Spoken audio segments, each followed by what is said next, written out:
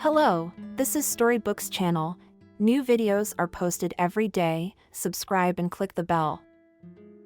The snow merrily creaked underfoot, and that familiar sound from her childhood filled her heart with joy. Camille was an optimist by nature, so she looked for the positive in everything around her. On this winter morning, she did not pay attention to the frost, but tried to get to the destination as soon as possible, color not in the chassis, and happy she flew into the salon, followed by a cold cloud penetrated into the warm room. There was no one at the reception, as the staff of the place jokingly called the reception area. But from the hall heard indignant cries of people. It's not the month of May. You can and hurry at the entrance. In the morning, they reported that it is expected to -18. And to me, that's it. 35. Who'd want to do their hair in a freezer like this? Really, let me see. What's the appointment? Camille went to the room where the girls were preparing their tools. Don't bother. It's just me, the oldest of the masters. Emily was sorry to say that Camille had forgotten about you. I'm sorry, but we just can't get used to having a new owner. I'm not surprised. I'm still getting used to the position myself. It's been almost a year. It's like I've been stuck in the past. Emily liked to talk about otherworldly powers and spooky stuff. She immediately took the bait. Oh, guys, I don't know about you, but I often have such a feeling that I know ahead of time what is going to happen in a minute. For example, recently I'm walking down the street, and in front of the car is going. And in my head, the handkerchiefs are already knocking and telling me where this car is going to turn. It's like déjà vu all over again. And there was another incident. Camille did not finish listening to the fascinating story of the master and went through the restroom to her tiny office. It's a small room, no window. It used to be used as a storage room. But when the girl took possession, she decided to convert the room into her own office. The door was open, so she could hear everything that the salon's female employees talked about before the workday began. Jenna decided to express her opinion about the déjà vu effect. Master manicurist and masseuse at the same time. Emily. Everything is elementary. No fantasy. To understand where the car will turn is not difficult. Repeat. That's a rational observation. Emily was outraged, and you know it all, even if I send you to the erudite team. This provocative passage was answered in the same spirit. Emily, I don't understand the irony of your irony. Yes, and I know a lot, because I studied well in school and now I am constantly self-educating. Unlike some people, it wasn't a pebble, it was a cobblestone to an honorable employee. There was an immediate reaction. If you studied so well at school, why are there other people's fingernails here? Why didn't you go to university? Camille realized that a scandal was brewing. She rushed into the hall to defuse the situation. Nice women are doing something. You can probably hear it outside. Until then, Evelyn had said in a mysterious voice. They had awakened Kolu and were now in the beauty parlor of the ancient city, stammering, accustomed to the irreparable happening. Jenna rushed over to Evelyn with a towel, and everyone laughed. Emily remarked peacefully, "Don't mind us, Camille. We are not angry, so to speak, for the purpose of training change in the morning. And then the client will pile up, and there will be no time to have a word with each other. Maybe I'll go organize a cell. There's still time. You guys okay?" That question was directed at everyone except Camille. Jenna and Evelyn nodded their heads like Chinese dummies. In this cold, tea is better heated by the means. I was just baking pineapple yesterday. Appreciate my culinary skills. Jenna pulled an equally small bag out of her miniature purse. Evelyn glanced at the package and wrinkled his nose. Jenna, who are you going to treat? You won't last long on a hint like that. You are our wicked woe. Come on, I'll teach you the proper way to trick or treat. In the recreation room, or simply household for whistling kettle and masters rushed to this sound. They forgot to invite their mistress for tea, but Camille had long since taken no offense at such trifles. She sat down in a vacant chair and thought. For all the apparent benevolence of this small group of women, did not want to recognize her as a hostess. A small salon, and also a cosmetic store nearby inherited the girl from her mother, who tragically died a little over a year ago. The girl herself at first was afraid of the inherited business and at first was even going to sell the salon, but her grandmother managed to change her mind. But you sell the salon and store money to spend, and then that you will go yourself a piece of bread to get at least in memory of her mother to continue the business she started. Camille struggled for a long time, but then she gave in. All right, Grandma, you've talked me into it. I just don't understand. Why don't you go into such an interesting business yourself? Wendy rolled her eyes. She always did that to impress the person she was talking to. What are you talking about? 60 is too late to start something, and 22 is not too early. I'm barely out of college, and I've got this whole thing coming at me. It's an inheritance. You shouldn't blame your granddaughter for fate, and young age is the best time to start. The woman at this time engaged in conversations with her granddaughter and switched her brain to memories. With a quiet nostalgia in her voice, she said, You know, Camille, when I was still in school, we were told about America by a long-distance captain. He was invited to our class hour. He said that even rich kids in the States were earning pocket money at that time, and they did not boast of their position and took any job. Washing dishes in cafes, delivering newspapers. Grandma, you should remember what it was like under Sir Garak.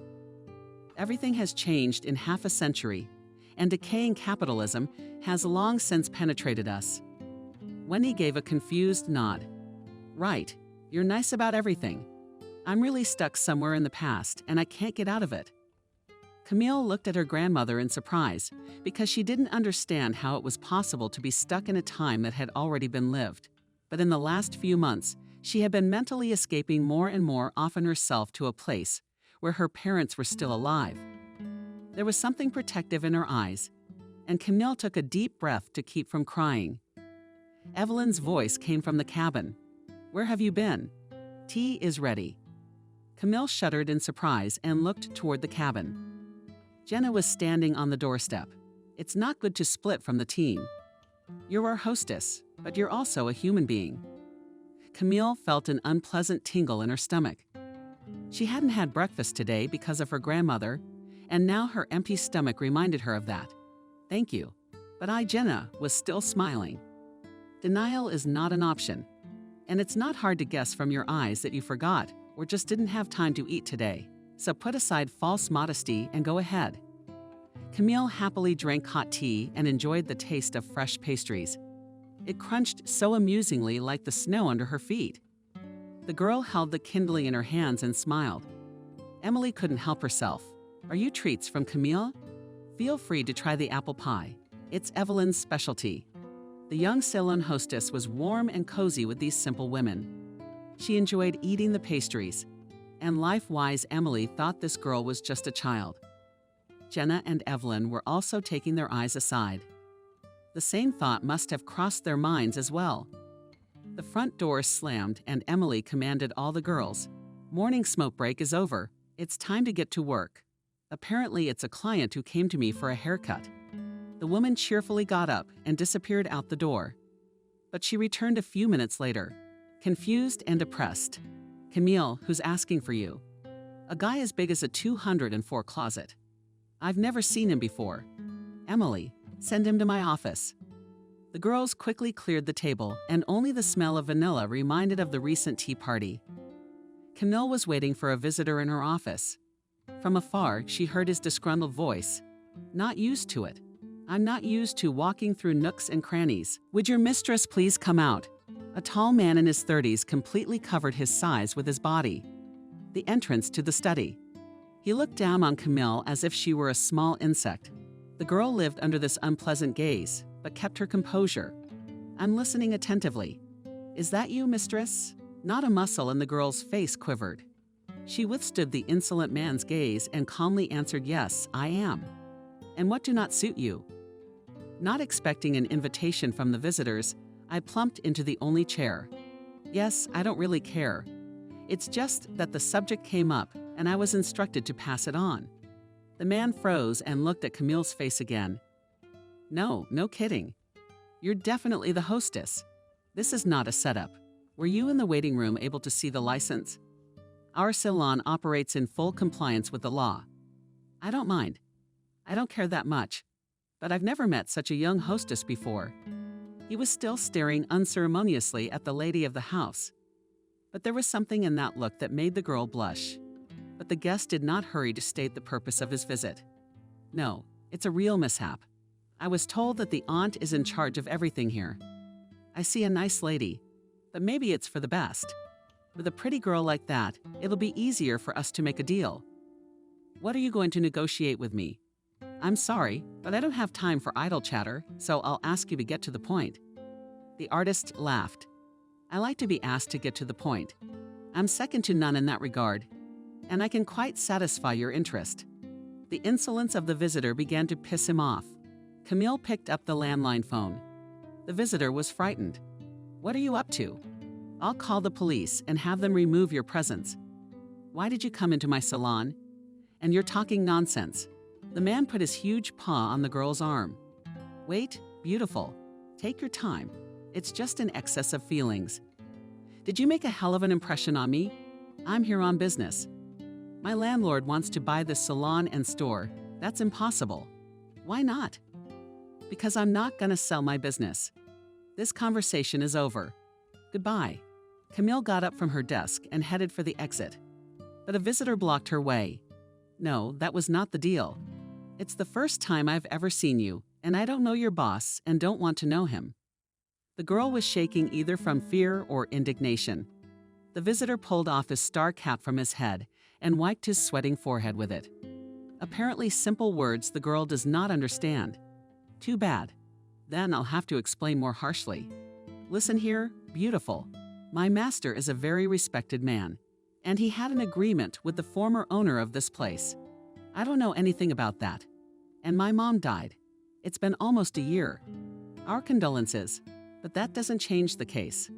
Forgotten landlady and a debt owed. My master doesn't forgive such things. He warned your mother too, but she didn't take it to heart. That's why the meter is counting. But we are not beasts. And my master is ready to buy your salon and store. In a breaking voice, Camille screamed in the face of the scoundrel, I won't sell anything. Don't be in a hurry, Belle. You have a month to think about it. And don't forget that the clock is ticking and the debt is growing. There were lively voices from the hall, interrupted by the sound of merry music. But Camille was shaking with fear. Several times she picked up the phone and put it down again. Evelyn came into the office. Camille, we need to order the compound for the bomb. We're running out of gloves. Oh, what's the matter with you? You don't have a face. No, it's okay, it's okay. Go ahead. I'll be sure to order. For the rest of the day, the girl could think of nothing else but the strange visitor. Her late mother never involved her in her affairs. Her grandmother had shown no interest in the business either, so there was almost nowhere to make inquiries. But Camille at that moment was very much mistaken with her conclusions. The girl was going to ask her grandmother about everything about her parents' business. She only knew that her father had been given some money to start his own business. He decided to start a car repair business because he was good at it. But the business almost immediately stalled, and the man sold the unprofitable enterprise. And Camille's mother persuaded him to give her the proceeds of the sale.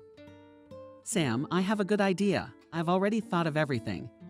Camille remembers well how her mother convinced her father in the kitchen that beauty is the most profitable business. The girl was still in the 3rd grade and was too young to understand the essence of the conversation. But she remembered her father's words well. Vanessa, from afar, a tree barely seems like a forest. And when you look closer, you realize that everything is not as it seemed. It's the same thing in business. I also believe that car service will be in great demand. But I made a big mistake. You have to consider scale here. So you're saying that success depends on geography. Of course. There's a direct correlation. And that's where I almost lost money. After all, people in small towns have lower incomes than in a major metropolis. Hence the low purchasing power. Basically, it's nothing new. This is the basis of economics, which you should always remember. Trust me, the same fate awaits your salon. Although your plan is feasible even on the scale of our town. Sam, will you give me the money? What other choice do I have? Of course I will. But you'll have to ask Vanessa to defer the payment. Sam, Vanessa is the kindest of people. We're sure she won't refuse you. She's already done so much for us. There's just one thing I don't understand. Why is Mom so prejudiced against her? Vanessa, you know I'm not one for gossip, but the locals say she and Vanessa have a long-standing feud. That's the reason your mother left the regional center and settled in this town, where rich people like to vacation. I can't confirm it, but that's what they say. By the way, I was also hoping for a wealthy clientele who spend a vacation session here. But life has shown that wealthy citizens suffer from pathological greed. I don't agree with you. Only in one thing against female beauty cannot resist even millionaires. That's why salon services are a priority for rich ladies. They know a lot of ways to extort money from a stingy husband.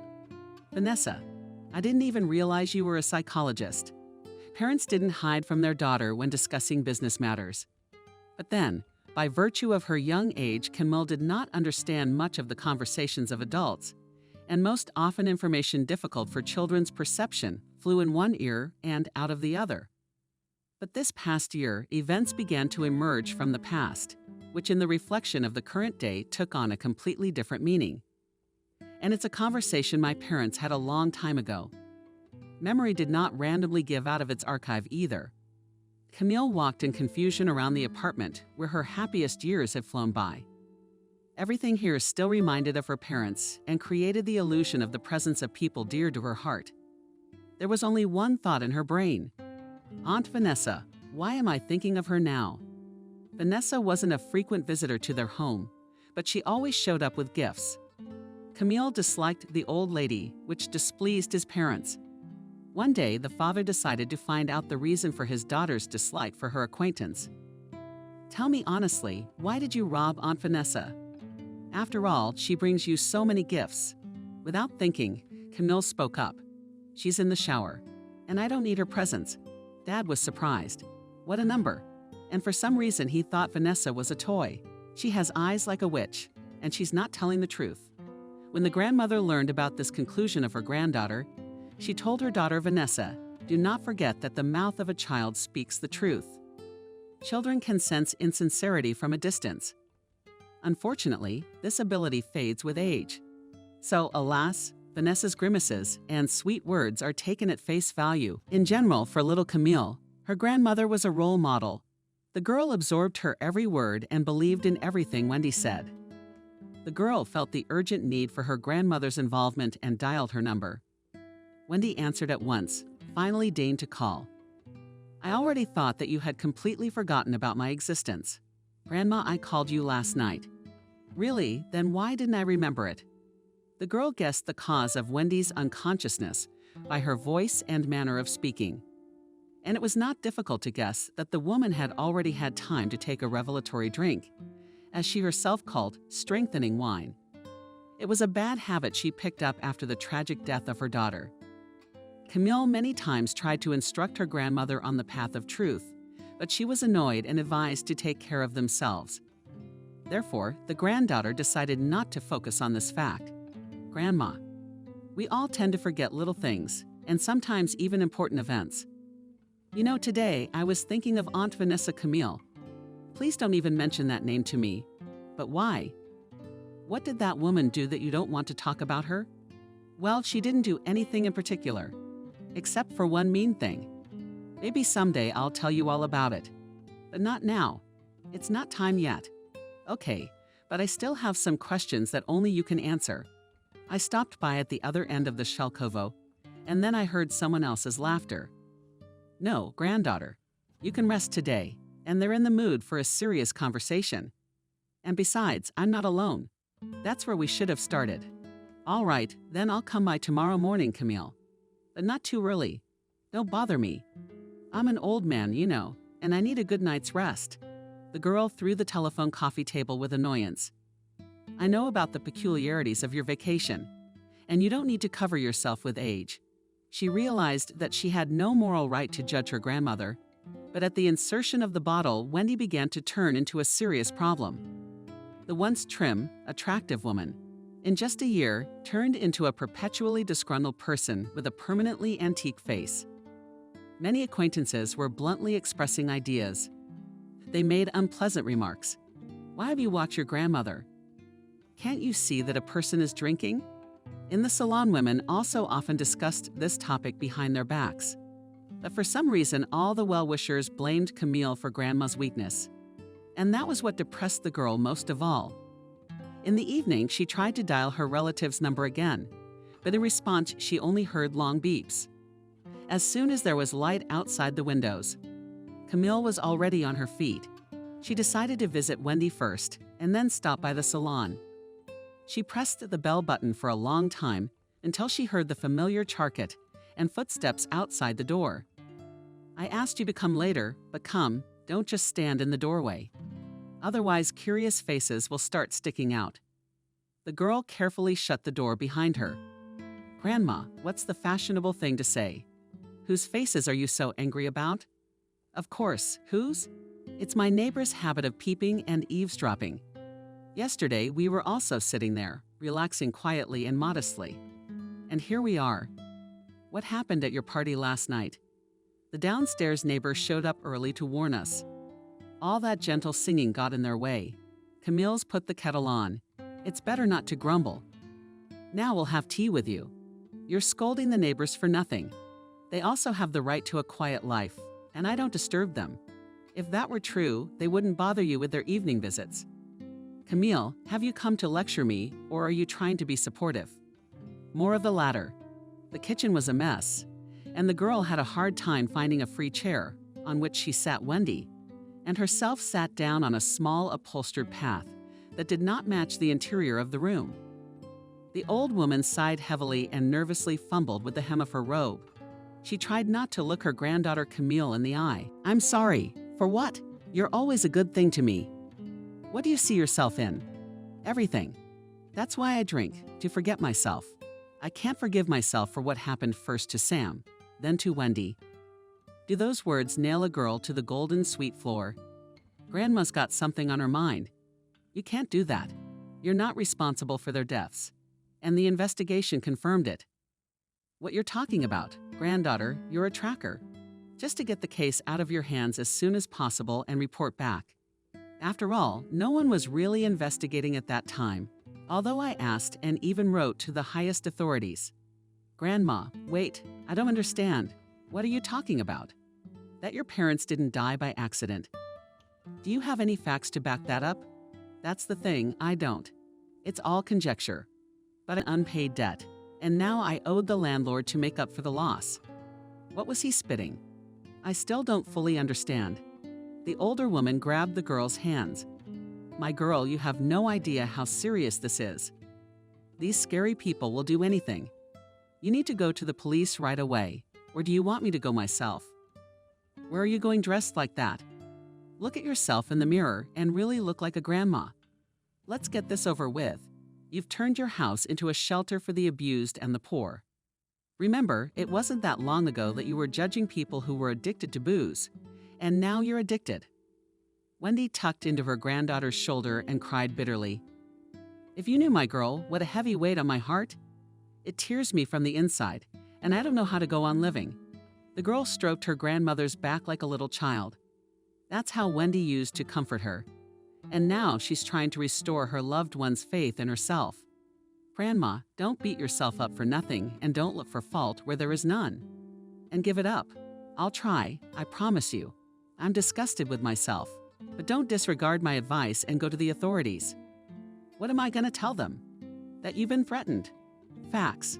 There's no proof, and I don't know the guy who came to see me. He's definitely not from around here. Soon the morning conversation with her grandmother was forgotten because she had to deal with a conflict situation at the salon. One customer had written a complaint against Evelyn and even demanded financial compensation for the wrongly cut teacher's hair. Evelyn sobbed in the back room. Camille, that broad has 3 hairs on 2 appliances. I gave her a fancy haircut from what she had. Should I transplant my curls? Emily winked at the hostess too. Let me see if I can straighten this out. That lady loves to make a scene. She's never satisfied. Not 10 minutes later, the master would be back, sending her home. Evelyn came to life so quickly. And what did you do? Oh, nothing much. A little scissors around her ankles and then backcombed her hair. Now our client's gonna have a cool haircut for a week. In high spirits, Camille headed home after a day of work.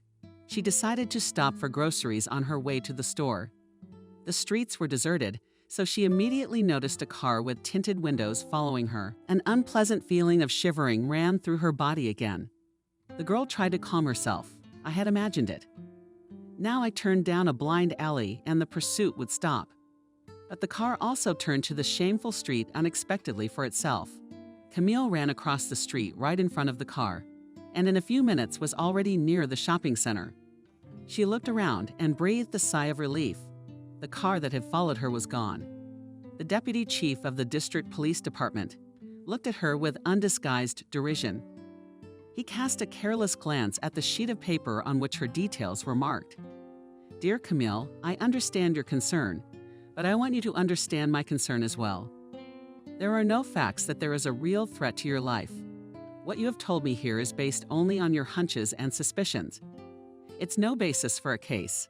Comrade Major, but I'm not LSU, and the salon staff can confirm it. They saw that man come in, but they can't say they heard him threaten you. Yeah, but can they? And I'll tell you again, your fears are nothing to worry about. Do I have to wait until I'm killed? I take it that's the only time you'll have an excuse. My dear girl, why go to extremes? I'm not a nice girl. All right, Camille, perhaps you're tired and you're imagining things." The girl could hardly hold back her tears. She wanted to tell this indifferent man in uniform everything she had to say. "Comrade or Mr. Major, I've heard such words many times. You see, but it only shows your unwillingness to help. 4 years ago, my father died under very strange circumstances, and last year my mother was killed. They were also threatened, and my mother even appealed to the district police officer in the hope that she would be helped. But she was not heard, and she died. Wait.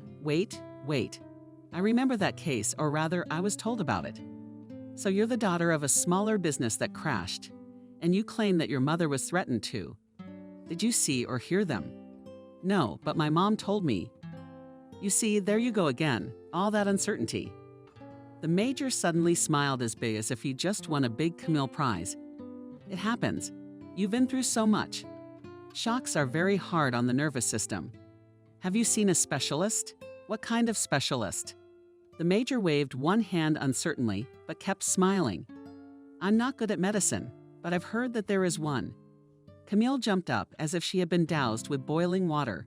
"You think I'm crazy? I came to you for help. Did you?" The girl ran out of the chief's office and in the doorway ran into an employee who was in a hurry to get to the major's office. "It is given by Comrade Major. Why are you hurting girls?" "If I'm not mistaken, this new owner of the Salon Paris. Do you know her? How can I put it? A little.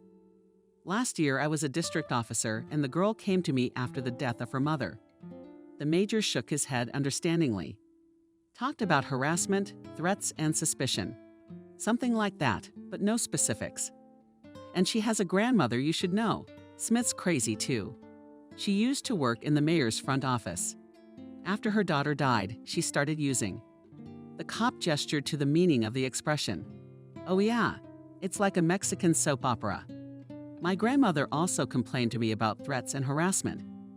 But you can't trust a witness like that, you know. Just out of respect for her age, I'm not putting a record on this woman. But neighbors often complain about her, and we must respond to such signals. And there should be no discounting of age and status. We have tools to influence antisocial elements, but they have taken the fashion of going door to door, begging with their grievances." The major was not on a joke, and the former district officer already regretted that he had reminded him of last year's story. So the captain decided not to go into the details of that tragedy, although he also had suspicions that the successful businesswoman had not died accidentally. The policeman then tried to prove this fact to continue the investigation, but he was called to the carpet and told off. And then he was transferred to the police department. He saw it as punishment for taking unnecessary initiative. Camille walked slowly down the street, not noticing the hurrying passers-by. She was at a complete loss and did not know what to do. Her grandmother did not answer the phone again, and the girl decided to go to the cemetery. In difficult moments, she always visited her mother's grave. Father was buried in his small homeland. So decided his relatives. Grandma scolded them at the time. "What are you doing? Camille, Sam's only daughter, and you're denying her the opportunity to visit her father's grave." But the aunt, the dead man's own sister, said firmly that if her daughter wanted to, she could come and do her duty any minute. "But I won't bury my brother here. It's not a good place." I didn't like Sam's idea of settling here. But he persisted. And here's the result. My father burned to death in the bathhouse. He and the men first went fishing, had a few drinks, then decided to have a steam bath. They noticed the father's absence at dinner. They rushed to the bathhouse, and he was there without signs of life. Everyone decided that the man was poisoned by carbon monoxide because there was a specific odor in the room. But the company members were surprised by this circumstance. So someone closed his skirt early on purpose. But none of us could have done that. We're not amateurs. No one believed that the deceased had created the dangerous situation. Camille's mother was shocked, and the relatives who came from far away did not authorize an autopsy. Therefore, the death of a very young and healthy man remained unsolved, still a mystery. Spring only warmed the earth a little, timidly, so there were puddles and mud everywhere. Camille struggled to get to a bed behind which stood a large wooden cross, a memorial she and her grandmother planned to erect closer to summer. Camille stroked the picture from which her smiling mother looked at her and wept bitterly. "Mommy, my darling, how much do I miss you? I feel like I'm living behind a transparent wall. I see people, I try to talk to them, but they can't hear me. Mommy, can you tell me what to do?" This plea went on and on in the girl's heart. At this moment, she felt lonely and not needed by anyone. But suddenly, a woman's voice sounded very close behind her back. "Humility alone will soothe the soul." Camille shuddered. She turned around sharply and saw in front of her a woman wearing a black shawl covering most of her face. She wanted to ask the stranger what her strange words meant, but the woman slipped past her and seemed to melt into thin air. The girl became frightened and hurried to leave the cemetery. In the evening, she told her grandmother about the mysterious stranger, but Wendy was not surprised. She must have bumped into her. She went to the cemetery every day. Her son had died. It's been a while. It's been over 10 years. The poor mother comes to talk to him. "Grandma, I talked to my mom too. That's not normal." The old woman looked at her granddaughter with surprise. "Why do you think so?" "I now doubt my sanity at all. I went to the police today. The other day I thought I was being followed." "No, that's for sure, because a car was following me and then turned the same way I turned to check out this obscure surveillance. Then that guy who came by in the winter. I don't like all this. It can't be an accident." Grandma was washing dishes and froze with a plate in her hand. "And what did the police tell you?" The girl laughed nervously. "You won't believe it. The major advised me to see a doctor. That's to be expected. I, too, went to our police officer after Vanessa's death. He seemed to listen to me at first. He even promised to reopen the investigation. But then everything went quiet. And when I asked again, they just politely kicked me out the door. And you started drinking after that." Wendy burst into tears. "It's 1-to-1. I'm not made of metal. I don't have a heart of stone. I lost my only daughter. They look at me like I'm crazy. Where do I look for justice? Yeah, grandmothers. I, too, had the feeling today that the world was divided by an impenetrable wall of indifference." The last thing Camille expected was a call from Vanessa. An old friend of her late parents called before the weekend and asked her to come over urgently. "Camille, honey, it's very urgent, okay? Aunt Vanessa, I'll be there as soon as I have a minute." "No, my girl.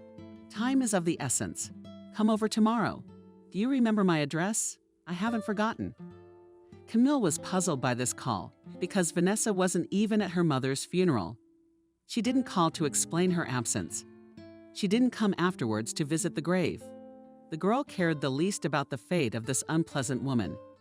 That's why she didn't make inquiries.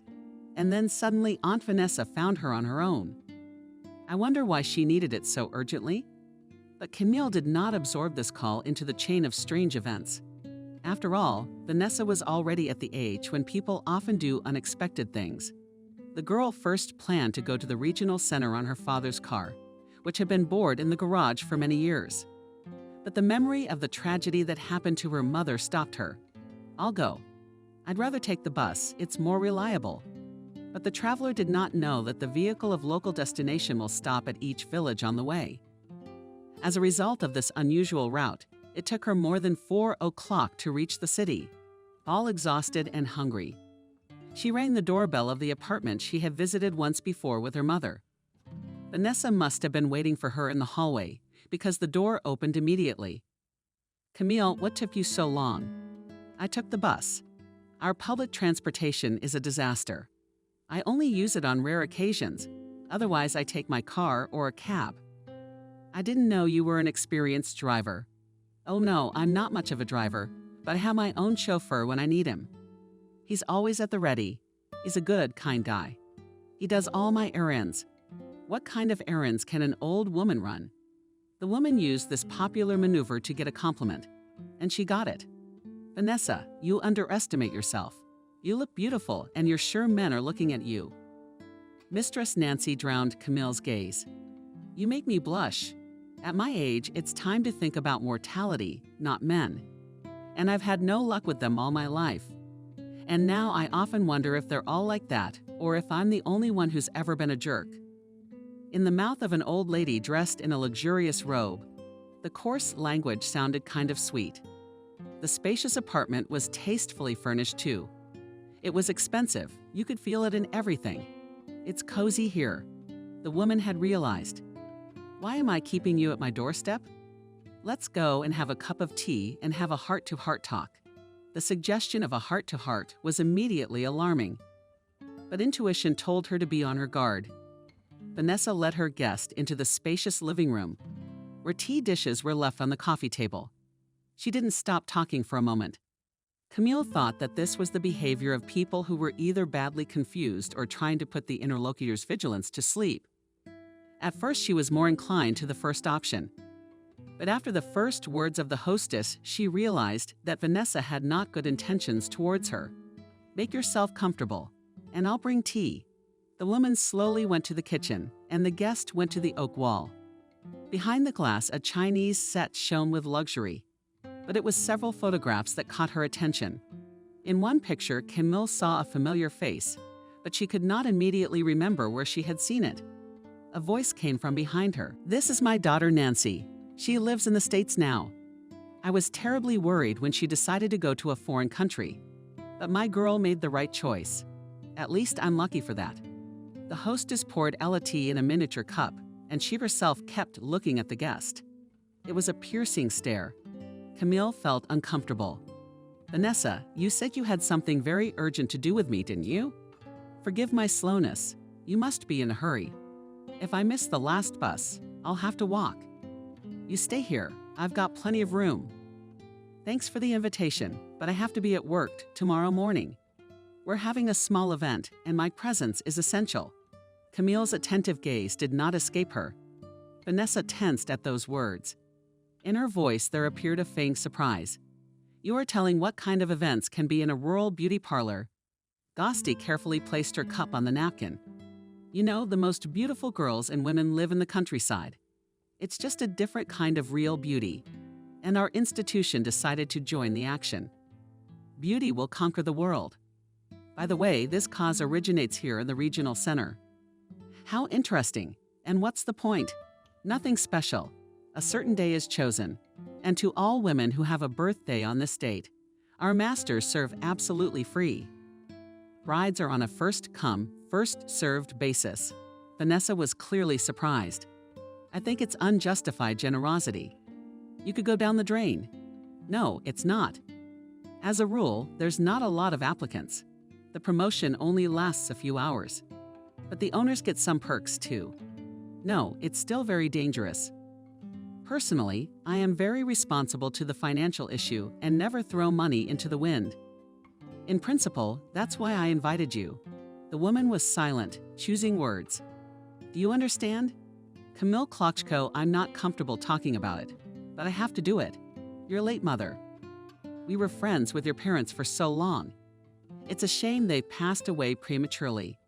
Vanessa gestured beautifully at the nearest tear, but Camille didn't buy the gesture.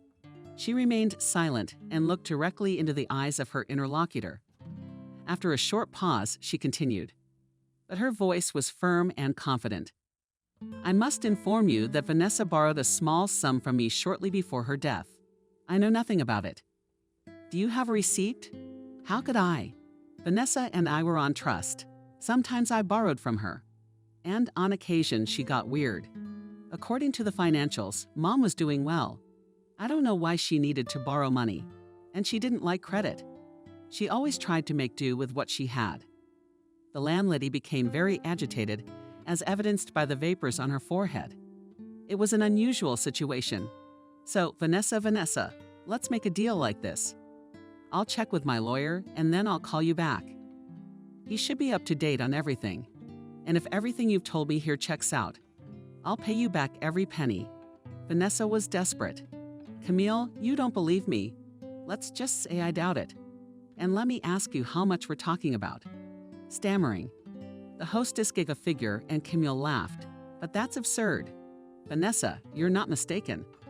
The hostess managed to pull herself together and said defiantly, "I don't have any abnormalities like your grandmother." What does my grandmother have to do with this sudden transition? Wendy ruined my life once, and the trail of her malice runs to this day. And we were practically cousins. There were no more tears in the landlady's voice.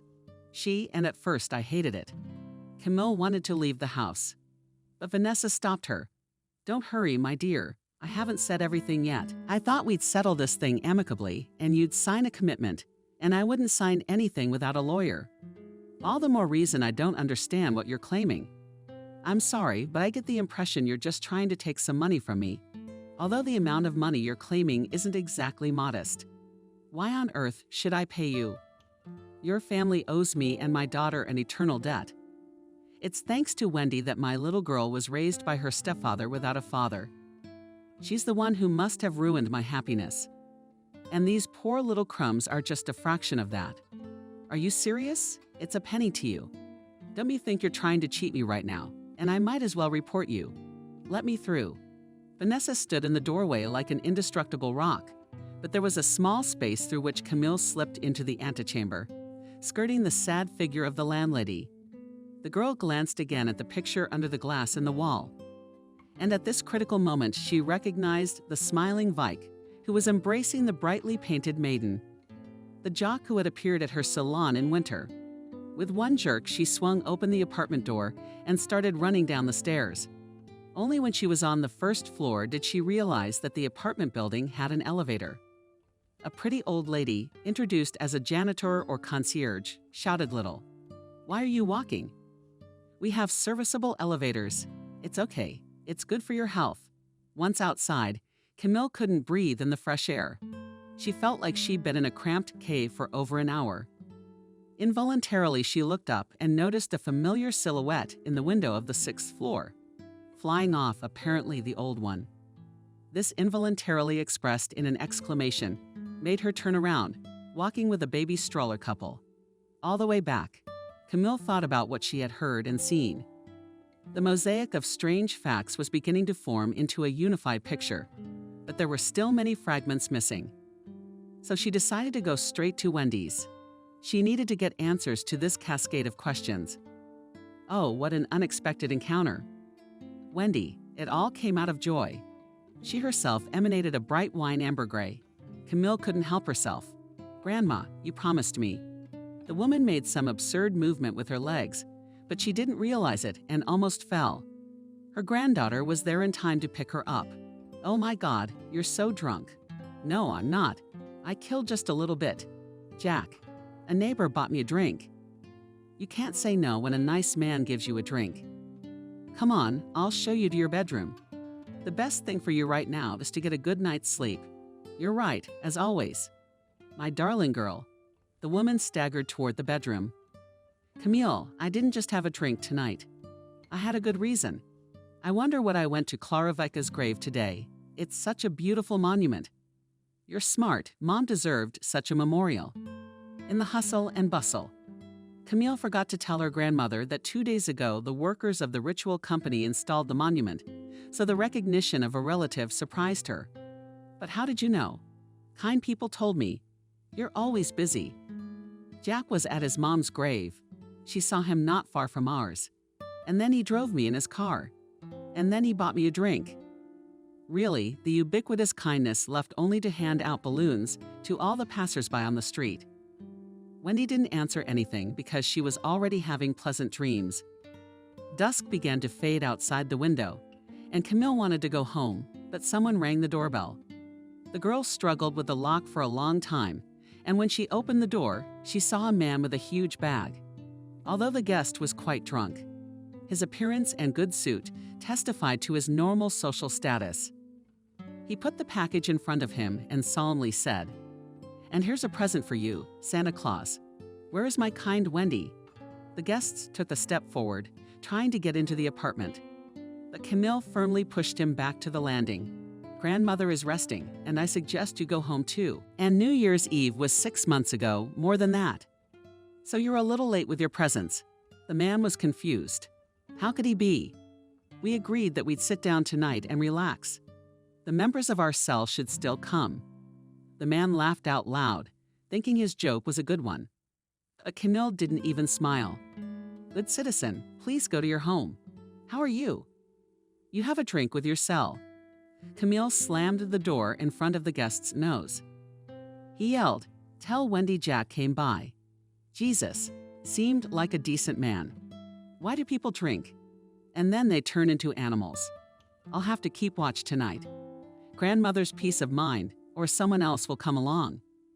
Camille walked carefully through the apartment and noticed with bitterness that there was dust everywhere. Trying not to make any noise, she cleaned the living room. Then she washed all the dishes in the kitchen. In the refrigerator, lonely bored native carcass with varuher, at least soup. Empty pots. It wasn't hard to guess that Wendy hadn't cooked a full meal in a long time. In the evenings, she sometimes dined with her granddaughter, and during the day it was seen, interrupted, and with what she had to. Camille was overwhelmed with emotion. Something must be done about it urgently, otherwise she would endanger herself. When the apartment was cleaned up, the clock read almost 11 o'clock. But the day's events kept her awake. Camille turned on the floor lamp and went to the bookshelf. Reading had always been an effective sleeping aid. She had already reached out to pick up a detective book by a famous writer, but she noticed an old scrapbook. The tradition of keeping family pictures and albums was a thing of the past. Now everyone has their own folder in the computer, and if you want, you can remember pleasant moments from life. Rarities interested the girl, and she began to carefully flip through the pages of the album. A long time ago, back in her childhood, her grandmother showed her pictures of relatives and even told her about them. But Camille had not been interested in family history then. Now she looked with surprise at the unfamiliar faces of people with whom she was connected by an unbreakable thread of kinship. Many of the pictures were very old. The women in them wore old-fashioned floor-length dresses, and the men wore surtouts and vests. In other pictures, she could hardly recognize her grandmother. How beautiful and young she was. In many of the pictures, there was a pleasant-looking young man next to Wendy, very much like her. The girl couldn't help but say out loud, could that really be a brother? She never told me she had a brother. And I cut him out of my life once and for all. Camille didn't notice her grandmother leave her bedroom, though her appearance suggested she wasn't feeling well. She tried not to show it. The woman took the seat next to her granddaughter. You know the proverb about the child without an eye that spoils the life of 7 nannies? Who doesn't know it?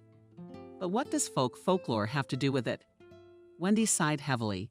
It has everything to do with the fact that we had such an ugly child in our family. That's my brother, Michael. I've been hiding this album. Did you find it? I guess I forgot to put it away the last time. Sometimes, especially lately, I look at these old pictures, flip through this album, and it's like a memory revisited. Camille, if you wouldn't mind fetching some water. Wendy made a full glass. Vanessa never learned the whole story. The girl was burning with impatience. That's how children wait for their secrets to be revealed in front of them. The magic box. Grandma, I'm going to faint from curiosity. Don't drown me. Tell me what you've been hiding so carefully all these years. Vanessa also spoke in riddles yesterday. The woman even jumped on the spot. You went to Vanessa's? Yeah, what's the big deal? She called me and asked me to come over right away. Wendy collapsed on the couch again. What a bastard. She got to you. What kind of songs did she sing to you? She knows how to talk dirty. She's second to none. She demanded money, said my mom owed her money, but I didn't believe her. It's all lies. Sam borrowed a small amount of money from her at first, but they paid it off right away.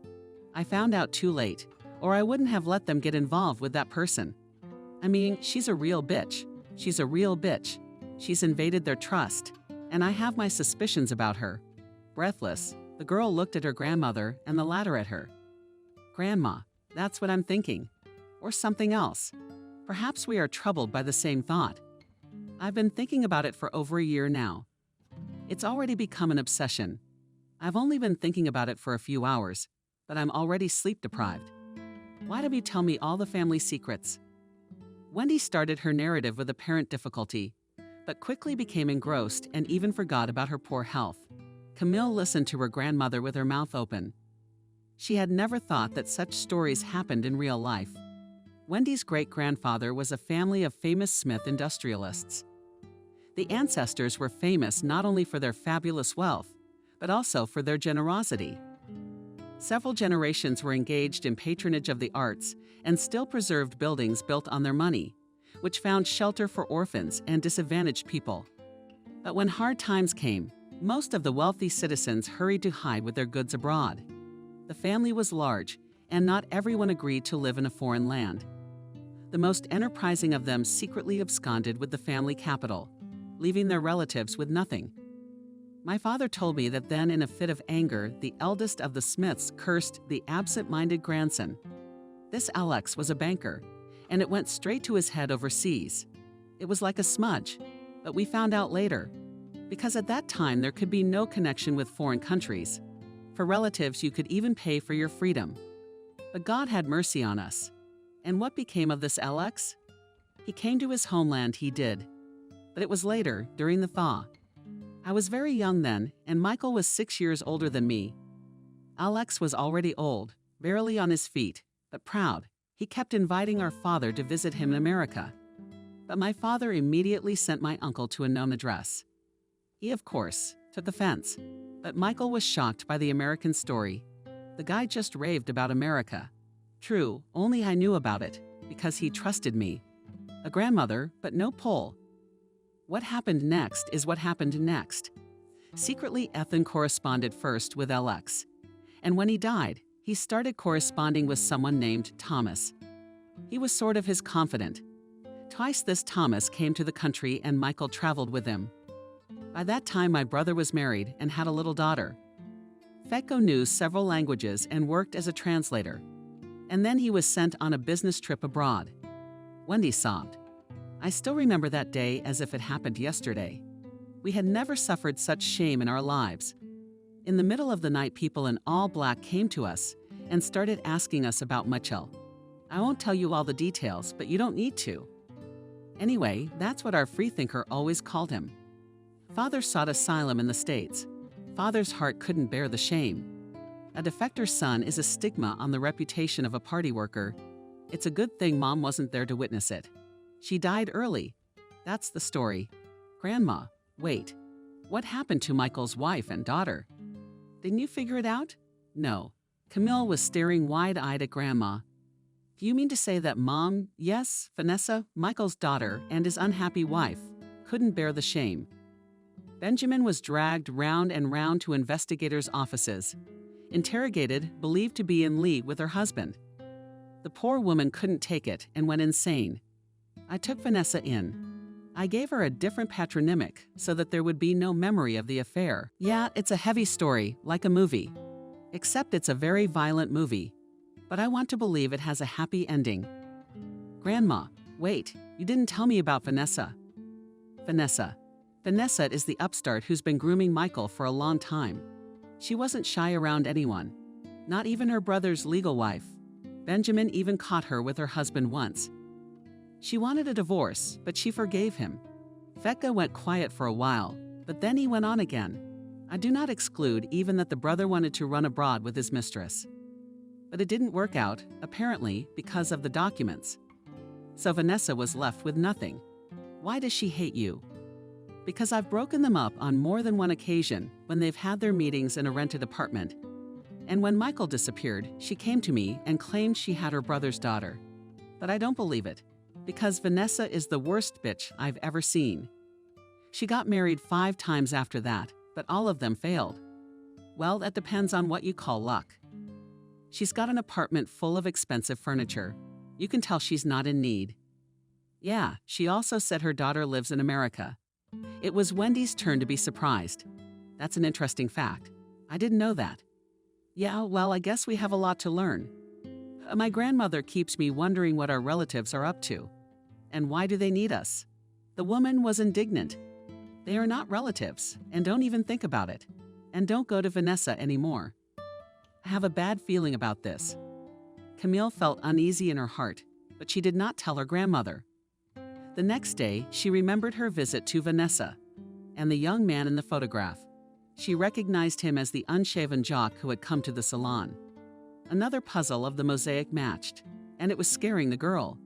Wendy gave in to her granddaughter's entreaties and decided to stay with her temporarily.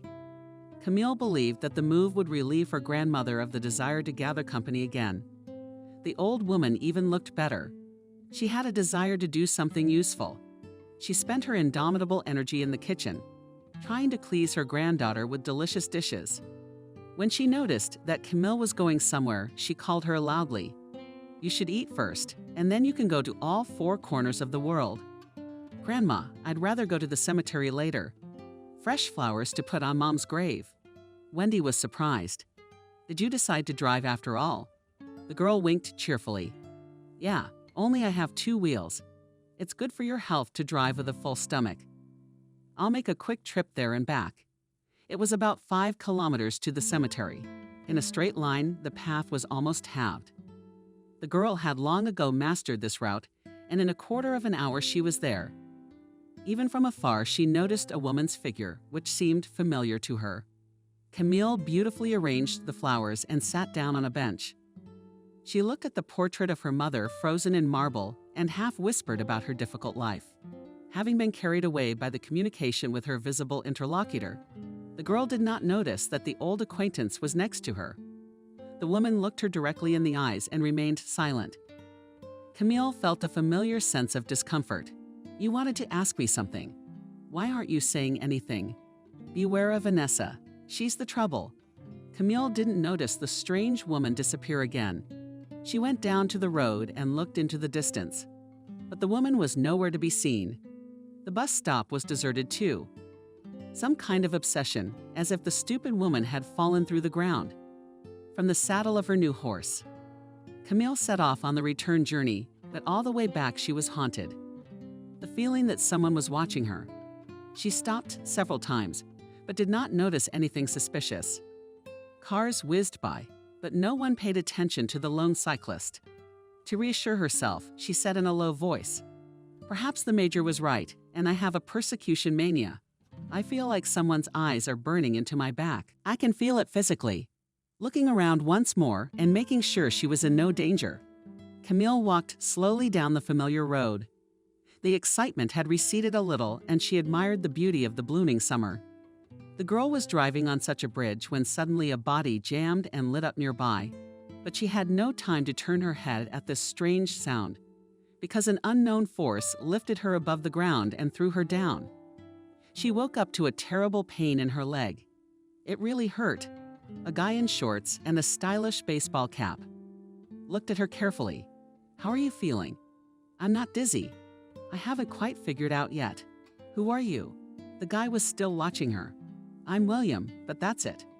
My name is William. Let me help you up. My car's up here. Camille tried to stand up, but immediately cried out in sharp pain. My leg must be broken, but you got it, and I saw the whole thing. That asshole pushed you off the bridge on purpose. I was driving about 50 feet behind you. I'm sure there are other witnesses to the accident. We should definitely go to the police station and file a report. In front of the girl's eyes immediately surfaced the displeased face of the major, and she lived her life. The young man asked if you were cold. It happens from shock. I, too, would probably go crazy if I was thrown from a height so abruptly. But we've got to get up there somehow. Grab my neck and hop on one leg. There's no other way in this situation. The path went up steeply, so it took about 10 minutes. Camille was completely exhausted. The swollen ankle and foot added to the discomfort. I'll take you to the hospital first, so the medics can see what's wrong with your leg. The girl glanced in the driver's mirror and shrieked her whole face was covered in abrasions and scratches.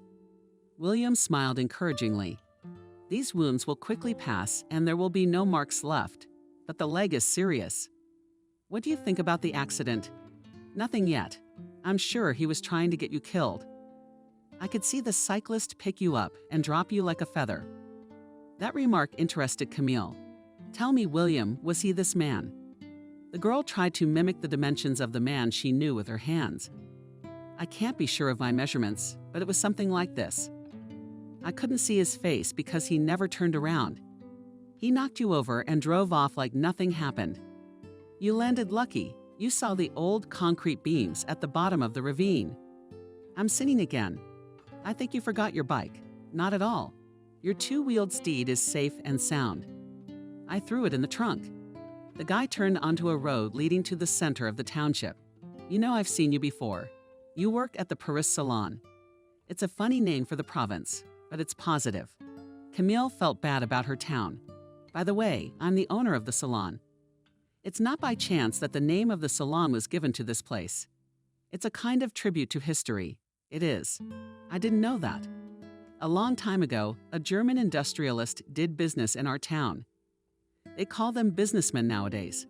And this man decided to decorate the main street with 3 bricks and named them in honor of 3 European capitals, London, Paris, and Berlin. Now I'll tell everyone interesting stories. After all, I am omnivorous. I am fond of everything little by little traveling, collecting stories, writing articles. The only thing I haven't encountered are incidents like today. Camille laughed, but there was despair in her laughter, not joy. I said the wrong thing about you. It seems to me that you are in a new and unfamiliar bind today. That changes the whole matter. After all, I'm here to visit and relax. My grandmother lives here. I try to visit her whenever I can. But I'm willing to sacrifice a few days to devote myself to an exciting endeavor. You know, I feel like Sherlock Holmes. Camille grinned. William, you've taken it too high. But I don't rule out the possibility that you might actually be able to help make sense of this obscure case. It's just that my grandmother and I have nowhere to turn for help. The police. They don't want to listen to me. They think I'm not at home. The car pulled up in front of the hospital and William helped Camille out. Can't you do it yourself? Let me help you. It's a strange day. We've been together for almost half an hour. I don't know your name. I'm sorry, William, but flying off a bridge with your head down doesn't make you think of introductions. That's a ridiculous remark indeed. No offense. The girl extended the hand she'd earned in the fall. Camille, it's a pleasure to bring a real princess to the trauma center. When Camille came home that evening on crutches and accompanied by a strange young man, Wendy nearly fainted. Granddaughter, what's wrong? My heart sensed trouble. I told you to be careful. William tried to briefly summarize the matter to the elderly woman, but after his story, Wendy had to be tempered with valerian. When the women recovered a little, she said thoughtfully, and I don't understand. Why? What do they want from us? Or do they hate us so much that they don't really need a reason? He looked thoughtfully at Wendy. You'll excuse me, please, but this is the kind of thing people would only do for very big money. So big that the mind refuses to produce adequate thoughts. Camille looked at him and smiled sadly. But we don't have that kind of money, even though we have our own small business. It seems to me that we are very short of oligarchs. So this version is canceled. William put his finger up. Very wrong. Maybe there's something you don't know. But there could be a secret in your family or maybe in your parents. I'm not insisting. But let's think about it logically. Let's say your parents had a secret. But that's only theoretical. In reality, there's no such thing. My parents are good people. I'm not arguing or saying that a secret could be bad, but it could have been about money. If I got it right, it's all tied up in the family. No one on the outside has shown up yet. Wendy looked at William with interest. You're a young man, quite bright, but I think it's just plain hatred. William shifted his gaze from Camille to Wendy. Are you saying that you're, as you called her, Vanessa is so hated that she's willing to let you go to waste if anything goes wrong? And other people? Oh, you just don't know her. I'd love to talk to her. Wendy and Camille stared at William in surprise, and he was embarrassed. Pardon me for intruding. I came to visit my grandmother to unwind a little. The thing is, I'm going to open a detective agency. That's my dream, and everything seems to be in place, but I guess I'm not quite ready. I've helped people to the best of my ability before, and more often successfully than not. But such an interesting and complicated case, which I'm sure is directly connected with your roots, I've never seen, so I wanted to take the plunge. I'm sorry, I'll go again. Camille tried to stand up, but why are you sitting? You can't move around too much. Camille, if you don't mind, I've been visiting you, but I'll bring tangerines, as I should. He smiled. I'm very fond of Granny, but it's really boring here. Come, of course. And then Camille hesitated. Grandma, what about Paris? I can't go there all the time. William immediately said, well, I guess Wendy can take over. I'd love to be the driver. Wendy quirked her eyebrows. I certainly wouldn't believe you couldn't handle it. In fact, William and Camille had agreed to it on the way home from the hospital. Camille had to tell me that Grandma had taken to drinking, either out of fear or idleness, and get her to take care of business for a while. It'd be a nice little kick in the pants to help keep the old woman's mind off things. And as they talked, Camille almost forgot about it. She just didn't realize what William was all about, all the signs and doing all the time. Even thought he was having a tic, but as soon as he moved toward the door, she remembered.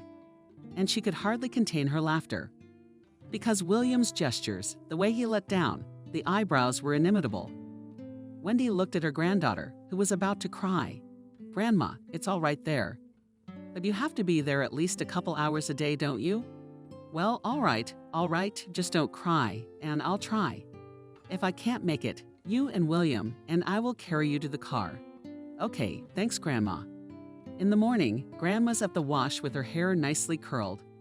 Peeked in. Where are they? Are you awake? Yeah, did something happen? Of course it is. Do you think I should go to the salon like this? Give me your makeup. I hope you have some. Grandma, you're insulting me. Don't forget we have a whole store full of makeup. Camille nodded at the large cosmetics. Wendy walked through. She took it and left the room. Camille didn't know what to think. Leaning back in her chair, moved to the kitchen. It was so nice having her grandmother at her breakfast was fabulous. Camille heard William come in, and Grandma sent him into the kitchen to drink coffee. The young man entered a little dazed. In his hand, he carried comfortable modern crutches. He had never given a girl such practical gifts. Good morning, Camille. Oh, thank you, William. What happened to your face? Nothing.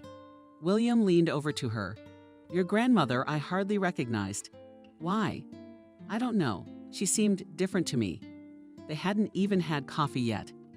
Wendy showed up in the kitchen. Camille gasped. Grandma, I don't recognize you. Dominating cream, skillfully applied makeup, changed her face. Completely mom's coat. In front of them stood a typical businesswoman who didn't spare any money on herself at all. And I'm ready. Let's go. William got up, of course. Camille watched and did not understand how a man could lose a dozen years and all the traces of a big drink in the morning. An hour later, Emily called. Camille, how is your health? You're getting better, and your grandmother's been building us up. Camille, you asked what's wrong and hung up in surprise. Grandma had already ordered the gloves and the compound. She got a discount, reprimanded every hairdresser. But she didn't forget to praise them either. Anyway, she's been very active. Now she went to the store, so the girls decided to take a break and tell Camille everything. On the pretext of asking about her health.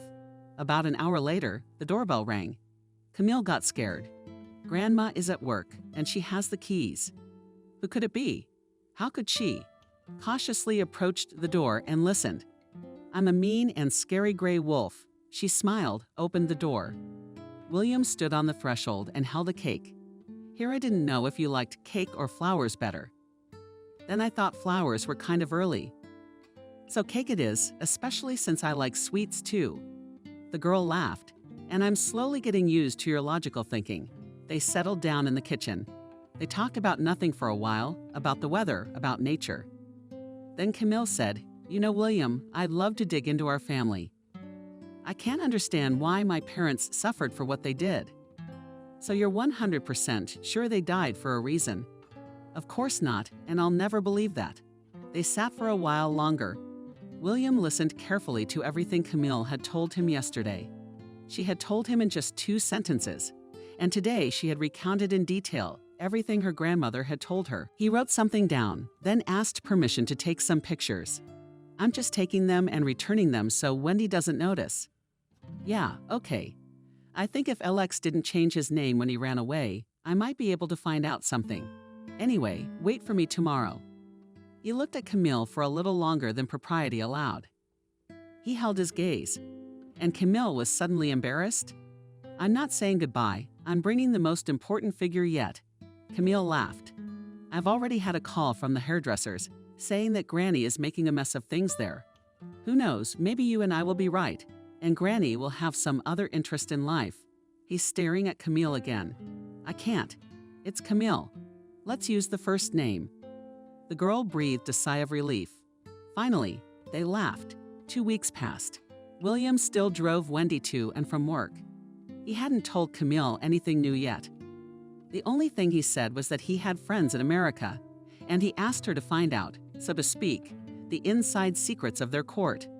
But Camille began to look for herself. She read on the internet that Alex left a huge fortune after himself, and his nephew Michael entered the rights of inheritance. This, of course, was already something, but that was the end of all the information on the internet. Apparently, the next one would be when Michael died. Or had he already died? Camille wondered. Strange indeed.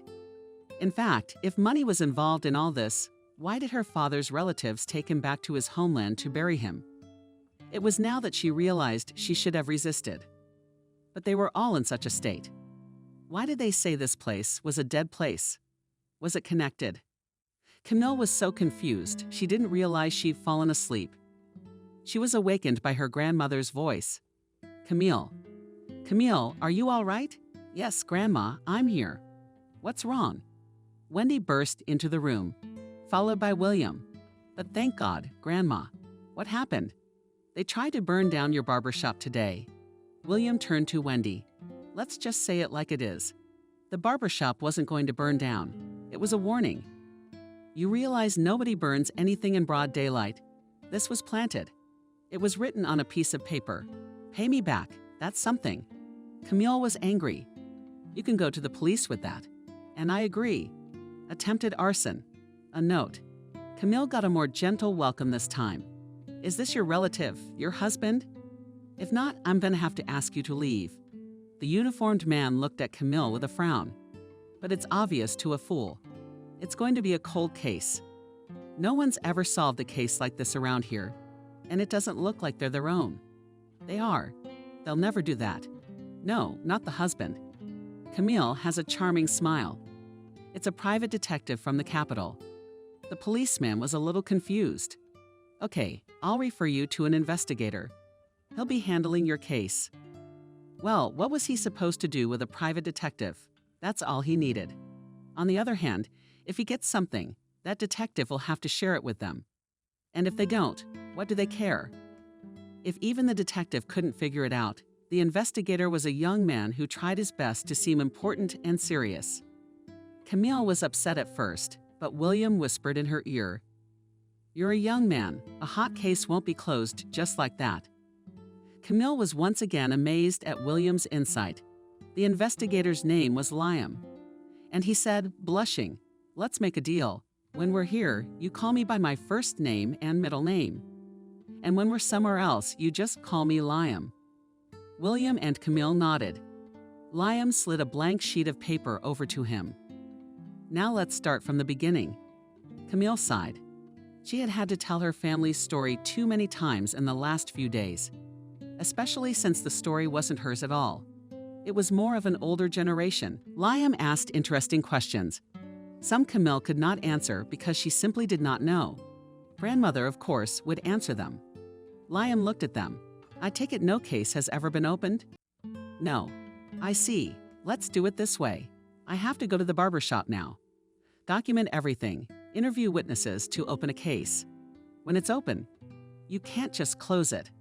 After that, I'll come to your place to talk to your grandmother. It seems to me the clue is too close. We can see it, but we don't understand it. Too close. Camille breathed indignantly. I mean, if we'd solved the riddle sooner, maybe my parents would still be alive. Maybe. But maybe not. We'll see. William helped her up to Camille's apartment. They heard a loud voice still on the landing. Camille's grandmother looked fearfully at William. Who was she with? They walked in, and Camille realized everything at once. On the sofa sat the very same Ambo, and in the armchair was Vanessa. Camille, hello. I'm here to see you. And you have strangers here. Grandma's not a stranger. Wendy turned abruptly to her granddaughter. Camille, calling the police. Don't you realize they came to see you, just didn't know I was here too? William apologized. Camille, I have to go to the bathroom for a minute. The girl looked at him in surprise. You found the time. Maybe there would be such a scandal here that they'd all have to be rescued. As William closed the door behind him, Camille saw that he was dragging his cell phone out of his jacket. That's it. Well, William, he's back in a couple minutes. So, Camille, you should probably ask the uninvited guests to leave your house, shouldn't you? Ambal grinned, stood up, and loomed over William. But William, though much smaller, did not waver, did not look away. Vanessa, why do you think so unflatteringly of us, young man, without knowing our affairs? Your Camille owes me a large sum of money. I realize she may not have that kind of money, but we've offered to give her the business. I'm even willing to pay a little extra. And that's just out of the kindness of my heart.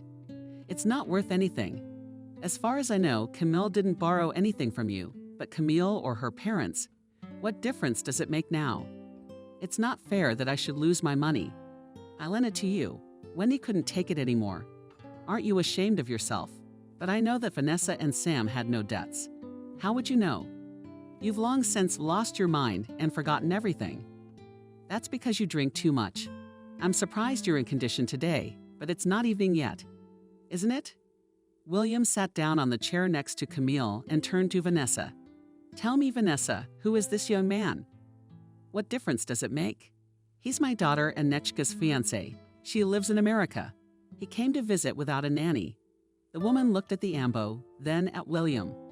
Anechka has very important business there. She couldn't come. Can you tell me why your future son-in-law wanted to send Camille to the other world? What kind of nonsense are you talking about? Why are you talking nonsense? You see this? I was following him when he threw Camille off the bridge, and I have an excellent recorder in my car. Vanessa looked confusedly at the Ambo. He motioned to William. Where's the tape? Well, you know the answer is in a safe place. The man turned to Vanessa. No, that wasn't the deal. She looked at him angrily. Oh my God. But God has given us assholes as relatives, so sit down and keep quiet. Amble sniffed resentfully and sat back in his seat. Young man, and I'm sure you're wrong. Tell me, what is the reason for your visit today? If I understand correctly, the circumstances are not in your favor because Michael, Wendy's brother, never acknowledged your daughter. Vanessa choked. Ah, you've done some digging. But I hope you realize that there's so much money at stake, you've got nothing left to live for. Then Wendy asked, So you're dead? Yes, Wendy. 3 months ago. The thing is, Vanessa was never able to prove that her daughter was Michael's daughter. They did some tests. Vanessa spent a lot of money trying to fake a positive test, but Michael had a lot more. So no one wanted to get involved. All the tests, of course, were negative. Vanessa jumped up. No, she didn't. It was all a setup. We can still prove it. And what can't you prove? And you've known for a long time. Michael inherited a huge fortune. Alex wasn't just rich. His business had been booming all along. When it became clear that he wouldn't admit it, Vanessa made the decision to eliminate possible heirs. Camille listened and didn't really understand what heirs were even being talked about. William, meanwhile, continued. He turned to Wendy. "You were a bit of a liar when you said you'd never spoken to your brother at all." Wendy sighed. "Once, just for a few hours, he brought money for Vanessa, but I kicked him out. Well, he also called us over there. Never saw him again. That's right. He didn't chase her away, but he didn't acknowledge her either. And when Vanessa found out he'd gone to Russia, she realized she had to act fast. The thing is, your brother came to say goodbye. He was diagnosed with cancer, but he still had a pretty decent amount of time to live. First time things didn't go according to plan. Yes, Noah, you honestly thought Sam went to the bathhouse with his wife. That shows your poor preparation because Vanessa hated bathhouses. Were you identified? You appeared on the shore as locals who were just coming from fishing." Belle smiled. Talk anyway, as you realize nobody's getting out of here." And the man put the barrel down beside him. Wendy covered Camille, grabbed her tightly. The girl was crying. "How could you? Why? Vanessa's in the cheese. For the money, sweetheart. It should belong to us. The second time, you decided to act for sure and damaged the brake hose on the car. That would have been it. But then Camille came of age. She was no less of a threat." Vanessa grinned. "Wow, where did you come from? A young man too smart for this rotten land." She turned to Wendy and Camille. "What are you looking at?" "I had a dream all my life, and I loved Michael, and he loved me too. And if that old crust hadn't interfered, I would have gone away with him. This is all your fault. Michael's money should belong to me and Anna." "Well, you realize that's impossible. All of it. Why?" Vanessa stared at him with sightless eyes. "Because Camille is Michael's direct granddaughter, which he recognized before he died. There may well be a will. Yes, Vanessa. That's why your daughter now has to woo notary Michael, and he's 20 years older than her. Where did you come from?" Vanessa grabbed the gun that was lying next to Noah and pointed it at Camille. "If you die, we get everything. You don't need it anyway. We really do." Wendy stood up and covered her granddaughter with herself. And that old idea, when Vanessa tried to push Wendy away, but somehow turned uncomfortably, there was a deafening sound. William slowly sat down on the floor. At that moment, the door flew off its hinges and the police burst into the room. "William." Camille fell to her knees beside him. William opened his eyes. "I'm sorry. It was my first case. 2 months had passed." Wendy looked at his granddaughter. "You thought well." Camille smacked her window slit. "Grandma, of course. Think about it. Where are we going to put all this money? I only give half of it away. But for our orphanages, it's a great help." Wendy sighed. "You're a good girl. You're going to her now." "Yeah, Grandma, you know, it's been a long time coming. I'm going to pick her up. A woman is coming by tonight to look after her. She's not aggressive. And in fact, you'd think she's perfectly adequate, just stuck in the time Michael left her." Wendy sighed again, and Camille looked at her suspiciously. "Granny, what aren't you jealous of? Well, it's your blood after all." Camille hugged her grandmother. "That's what you think. I may be bad, but I feel nothing but pity for my grandmother. I just know it's wrong. She didn't do anything wrong, and she should spend the rest of her life with her family. I love you very, very much." Wendy waved her hand. "Oh, suck it up. Grandma has court tomorrow." "Yeah, I know. I hope they give them the full measure of punishment." The trial was delayed because everyone was waiting for Vanessa's daughter to arrive from America. The girl had gone on the run, and it took a while to apprehend her. But now the whole family is together. Tomorrow their fate will be decided. From the capital. Even the judge who was to hear the case had arrived. And Camille had only one thing on her mind. That the trial wouldn't take too long, because William was being discharged this afternoon. For a week, Camille sat in the hospital corridor looking like a shadow. 4 ICU surgeries. Deterioration, improvement, clinical death. After a week, a tired doctor sat down next to her. "Well, rejoice. Your fiancé's awake. I thought we'd never get him out." Camille cried and found nothing better to say than he is not my fiancé. The doctor grinned, "So he will be soon." "You're Camille. He was deliriously calling for you all the time. And a week later, she was invited to the notary's office to read Grandpa Michael's will. He left everything, absolutely everything, to his only blood granddaughter. They gave her probation with mandatory hours. Noah got 10, and Vanessa got 12 years. She was screaming, banging on the cage. No, I don't want to go to prison. It's not right. Michael was my man, should have left everything to me. Noah was dejectedly silent. It's an easy mark now. It turned out to be not so happy. Did Camille run all the way to the hospital? No, but why didn't she drive like a fool, honestly? She flew into the hospital lobby. Tell me, has William been discharged yet? The nurse girl looked at her strangely and smiled silently, then nodded at the door. Camille slowly made her way towards the door. It was strange. She had been here as her own for a long time. All the nurse girls are on a first-name basis with her. What was going on today? She pushed the door open and backed away because a whole bunch of balloons flew at her. Oops. Camille looked at the balloons that filled the entire space under the ceiling and smiled. She had loved balloons going up in the air since she was a little girl. Loved it. She shuddered. William was standing next to her. But you know that before, don't you? And William suddenly got down on his knee, handed her a box with a ring in it. I promise. Often release a whole bunch of marbles. Just marry me. Camille almost cried. I think she had been sobbing for several nights because she realized William would get out of the hospital and go to his home in the capital. Yes, yes, yes. She took his neck with her hands and saw that there were a lot of people around. Her grandmother, the girls from Curson, and William's parents, who came as soon as he was in the hospital. Standing next to her grandmother was Benjamin's second grandmother, who Camille had picked up from the hospital. Camille now felt that she was the luckiest person alive. She has so many people who came to be happy for her. It's a shame. Too bad Mom and Dad aren't around. But Camille was sure they could see everything. One thing made it a little darker. She would probably have to leave with her husband.